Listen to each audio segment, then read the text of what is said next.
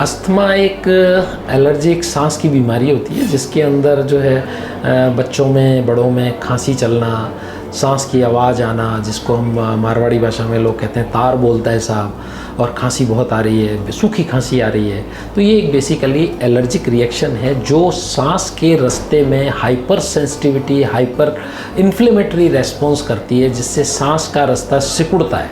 जैसे मैं बताऊं कि बेसिकली अगर आप माने कि हमारा सांस की नली इस तरह की है, अस्थमा में वो सिकुड़ करके ऐसी हो जाती है। तो उसके अंदर जैसे ही अपन बंद पाइप के अंदर हवा डालते हैं ना, तो आवाज़ करती है। तो अस्थमा के अंदर ये सिम्टम्स, ये वीज कहलाता है। ये एक तरह का सांस की नली की सिकुड़न को इंडिकेट करता है कि साहब वो सांस की नली एलर्जी की वजह से चिपक गई। तो अस्थमा एक एलर्जिक बीमारी है जो किसी भी एलर्जेन से सांस के रास्ते को हाइपर सेंसिटिव बनाती है। सर, क्या अस्थमा क्योरेबल होता है? देखिए, मेडिकल साइंस में बहुत सारी बीमारियां हैं जो अधिकतर बीमारियां क्योरेबल नहीं होती हैं। अस्थमा उनमें से भी एक है। यही मैदान, यही घोड़े, हमें इसी एनवायरनमेंट में काम करना है, इसी एनवायरनमेंट में जीना है, इसी एनवायरनमेंट में घूमना है। चूँकि अस्थमा एक एलर्जिक बीमारी है, तो हमारे को जब भी कोई एलर्जेन एक्सपोज करेंगे तो सांस की तकलीफ होने लग जाएगी। तो इसके अंदर ट्रीटमेंट के लिए सबसे इम्पॉर्टेंट है prevention is the cure.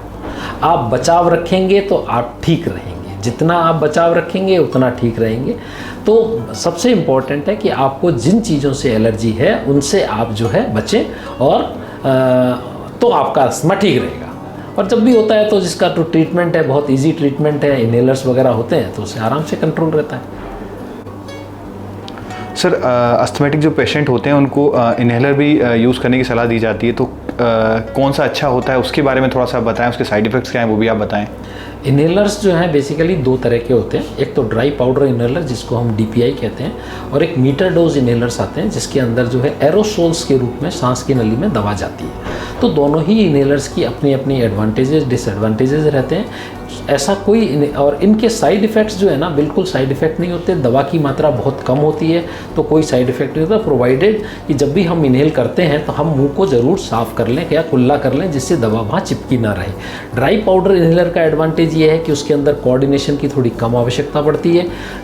Metre dose inhaler के अंदर जो है पूरा कोऑर्डिनेटेड वे में जब तक हम नहीं करेंगे तो उस दवा का इफेक्ट नहीं होगा। जब तक लंग्स में दवा नहीं पहुंचेगी प्रॉपरली तो दवा का इफेक्ट नहीं आएगा। इसलिए थोड़ा सा ड्राई पाउडर इनहेलर जो है ना वो बेटर मानते हैं कोऑर्डिनेशन के लिए। बच्चों में यूजुअली जो है स्पेसर की तरह या फेस मास्क से दवा देनी चाहिए जिससे उनको प्रॉपर बेनिफिट मिल सके।